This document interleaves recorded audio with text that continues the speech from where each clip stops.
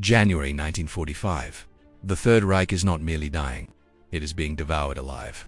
To the east, the Red Army advances like a storm of vengeance, crushing everything beneath the tracks of T-34 tanks. To the west, the Allies are tightening the noose on the Rhine.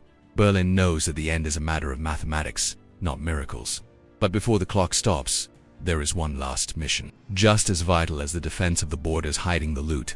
For 6 years, Nazi Germany functioned as an industrial machine of pillage. They didn't just steal from nations, they stole dignity and the future.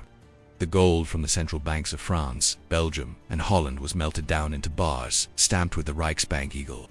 But there is a darker gold, a gold that burns the hands of those who touch it. The gold extracted from the teeth of millions of victims in the extermination camps.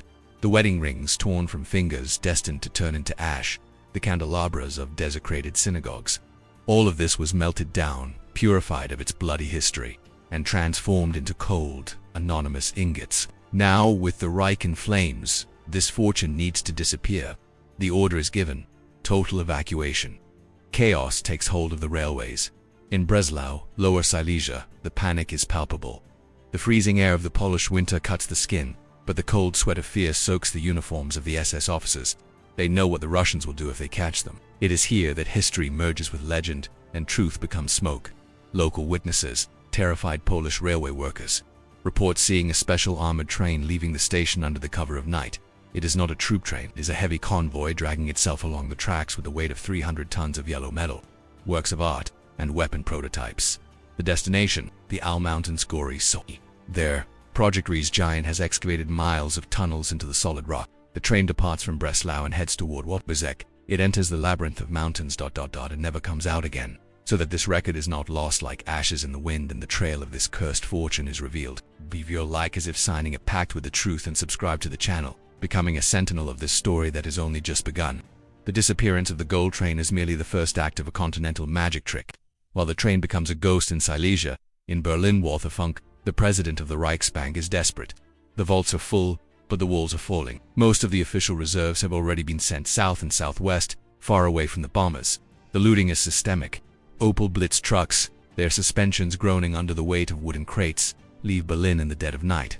They don't just carry gold, they carry the Melmar Reserve, a special account administered by the SS inside these crates. There are no polished bank bars. There are teeth, spectacle frames, silver cigarette cases, and broken jewelry. It is the spoils of the Holocaust, packed in haste. The destination for much of this caravan is Thuringia, a region of hills and ancient mines in the heart of Germany. They seek the underground. The surface belongs to the American Mustang and Thunderbolt fighters, which strafe anything that moves on the roads. Safety now lies only in the darkness of the earth. The convoy arrives at the Merkers potassium mine. It is a vast industrial complex, with shafts descending 800 meters deep. The Nazi officers ordered the local miners, old and tired men, to help unload the cargo.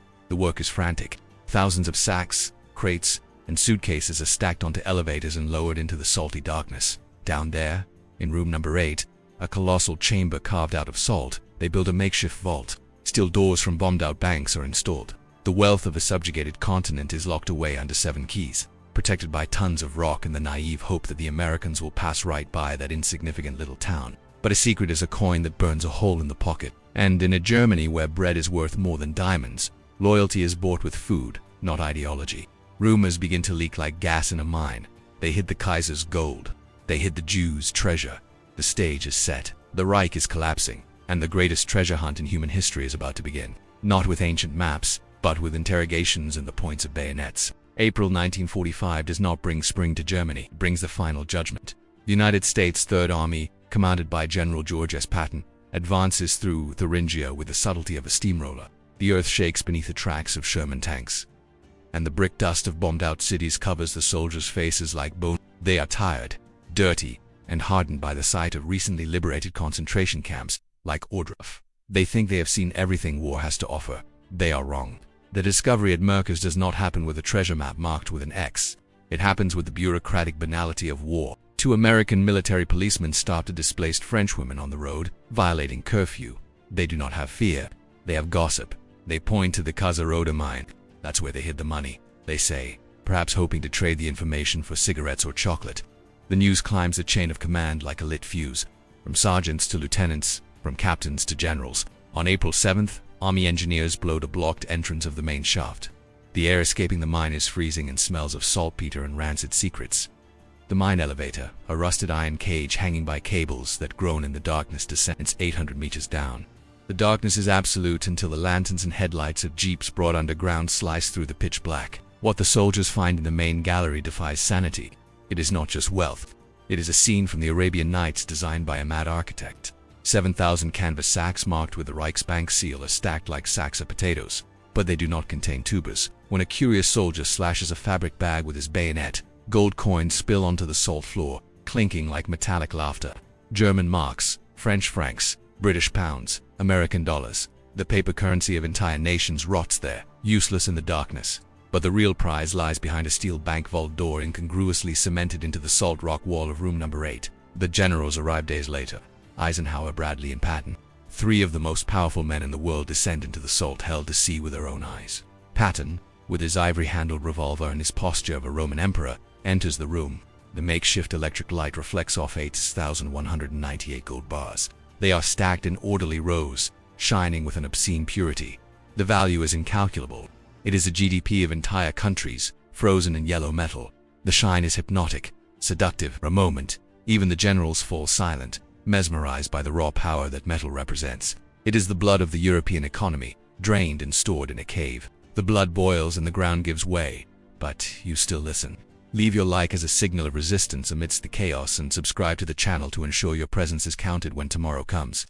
But the seduction of the gold is short-lived. At the back of the room, far from the shine of the bank bars, there are piles of suitcases, trunks, and ordinary cardboard boxes. They look like lost luggage at a railway station. Patton kicks an old suitcase. It bursts open. What falls to the floor is not bank gold, it is wedding rings. Thousands of them. Simple gold bands, worn by use, engraved with names and dates of weddings that took place in Polish villages, French towns, Ukrainian ghettos. Nearby, boxes full of gold teeth. Some still have pieces of jawbone or dried blood encrusted on them. They were ripped out with pliers, often before the victim had even died in the gas chambers. There are piles of spectacle frames, mountains of pocket watches stopped at the hour of their owner's death, silver cigarette cases with initials of men who no longer exist. The air in the room changes. The smell is no longer of salt. It is the smell of death on an industrial scale. The gold in the bars was theft. This ... This is cannibalism. It is the spoils of massacre. The wealth there was not mined from the earth. It was mined from human bodies. General Eisenhower, a man who saw the carnage of D-Day, goes pale. He refuses to smile for the photos. The magnitude of the Nazi crime becomes physical, tangible. They didn't just kill people. They processed them as raw material. The discovery at Merkers is the end of one mystery, but the beginning of another, even greater one. Because while the Americans count the bars and vomit at the sight of the gold teeth, the ledgers found reveal a terrifying truth that is not all of it. Merkers was just one hiding place. Where's the rest? The interrogations begin. Captured SS officers, trembling and desperate to save their own skin, start talking about convoys that went south. To the mythical Alpine fortress in Bavaria and Austria, they speak of trucks driven into deep lakes under the moonlight. They speak of crates buried in They speak of trains that entered tunnels and vanished from the face of the earth. While the Allies celebrate the capture of the Merkers gold, hundreds of other trucks are, at that very moment, snaking through the Alpine roads of Austria. SS men, fanatics, loyal to the end or pragmatic. Thieves, planning their retirement in South America, are sinking crates into Lake Toplitz. They are burying bars in the gardens of country houses. The Nazi gold was not all captured, was fragmented. It spread like a virus. Part of it funded the escape of war criminals through the Ratlins to Argentina and Brazil. Part of it bought silence. Part of it is still out there, under the cold mud or dark water, waiting. The euphoria of the discovery at Merkers gives way to paranoia. Every lake in Austria, every cave in Bavaria becomes a suspect. And the myth of the lost treasure takes on a life of its own. Fed by greed and the certainty that evil never returns everything it stole. If the Merkers mine was the Reichsvault, the Austrian Alps became its tomb. As April bleeds into May 1945, the geographies of fear shifts. The Nazi leadership retreats to the mythical Alpine fortress, a final bubble of defense that promised to be impregnable, but which, in truth, was merely a Wagnerian stage setting for the final suicide. The winding roads of Salzkammergut are clogged. Military trucks, stolen luxury cars, and wagons pulled by exhausted horses form a caravan of despair. Among them are unmarked vehicles, escorted by SS men who have exchanged arrogance for paranoia. They do not look anyone in the eye. They carry crates too heavy to contain only clothes or documents. The destination is Lake Toplitz is not an ordinary lake. It is a geological fault filled with water, hidden between vertical cliffs that block out the sun. The water is black, still, and deep over 100 meters in some spots. Below 20 meters, there is no oxygen. What falls there does not rot. The lake is a chemical time capsule, perfect for preserving shame. Local residents, peeking from behind drawn curtains in wooden cabins, watch the nocturnal movement. Lanterns slice through the mist, rowboats glide toward the center of the lake. The sound of wood knocking against wood is heard, and then the heavy splash, one after another. Metal boxes, ammunition crates sealed with bitumen. The lake swallows everything without a shudder. What was thrown there? Years later, divers would brave the freezing darkness and the tangle of submerged logs, a dead forest that traps anyone who dares to descend to bring answers to the surface. What they found was not just gold, it was proof of the greatest fraud in history. Crates full of counterfeit British pound notes, millions of them. It was Operation Burn, the Nazi attempt to collapse the British economy by flooding the world with high-quality fake money produced by Jewish prisoners in the Sachsenhausen concentration camp. Alongside the counterfeit cash, lists of Swiss bank accounts, and intelligence files, and, of course, the yellow glint. But the gold of Lake Toplitz is just a fraction, a pittance left behind to confuse the hunters. The real treasure did not stay put, it grew legs. The Nazi gold underwent a macabre alchemy. It ceased to be metal and became freedom. While the Allies scoured mines and lakes, a clandestine network began to operate. The Ratlins, sympathetic bishops in the Vatican, corrupt officials of the Red Cross, and smugglers in the port of Genoa did not work for free. The price of a new passport with a fake name transforming an extermination camp commander into a mechanic named Ricardo Clement, or a simple electrician was paid in melted bars. The gold torn from teeth in Auschwitz paid for ship passages to Buenos Aires. The gold from the banks of Amsterdam bought villas in Bariloche and farms in Paraguay. The treasure is not lost, it was invested. It is in the foundations of shell companies, in the numbered accounts in Zurich that were never claimed because the original owners turned to smoke in the chimneys of Poland. The mystery of the gold train of Walbrzee in Poland remains the ultimate symbol of this endless search. The legend says that an entire armored train, loaded with 300 tons of gold, entered a tunnel beneath Kazar Castle and was sealed inside, protected by traps and explosives. To this day, treasure hunters with ground-penetrating radar sweep the Owl Mountains. They find anomalies in the soil. They dig. They find only water and rock. The earth refuses to surrender its ghosts. Perhaps the train exists, perhaps not. But the obsession with it reveals something about human nature. We prefer to believe in a treasure hidden in a cave, like in a pirate tale, rather than face the dirty reality. The gold was dispersed, spent, and integrated into the global economy. Many divers died in Lake Toplitz in the following decades. The lake has a curse, they say, but it is not magic, it is greed. The location is treacherous, and the desire to find a bar marked with the swastika makes prudent men commit fatal errors. In 1959, Stern magazine funded an expedition that recovered boxers of the counterfeit money. But the gold, if it is there, lies deeper, under layers of silt that, if disturbed, blind the diver and bury him alive. Europe was rebuilt. The Marshall Plan injected dollars to raise cities from the ashes.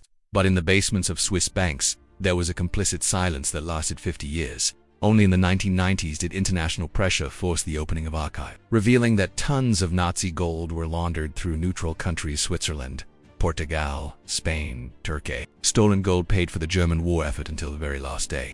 It bought the tungsten for bullets and the chrome for tanks, whereas Europe's stolen fortune, it is everywhere. It is melted into modern wedding rings that do not know their origin. It is in ingots kept in high-security vaults that do not ask where the metal came from. It is in the inheritances of families in South America who never speak about what grandfather did in the war. The Nazi treasure is not a pirate's chest waiting to be opened. It is an indelible stain on the financial history of the world. It reminds us that the value of gold is a fiction. The only real value is human life, and that was spent like cheap currency to accumulate a cold metal. Lake Toplitz remains quiet today. The water is a black mirror reflecting the mountains and the sky. Indifferent to the crimes it hides, the mines of Silesia have collapsed. The tunnels are flooded. The Third Reich promised to last 1,000 years, but all it left was a trail of blood and a golden mystery that continues to seduce and to kill. What remains are only echoes and shadows. If you carry the weight of what you have heard, leave your like as your final seal on this memorial and subscribe to the channel so that the next chronicle finds fertile ground in your memory. The counting of the bars is ended, but the moral account will never close. History has been witnessed. The file, for now, is sealed.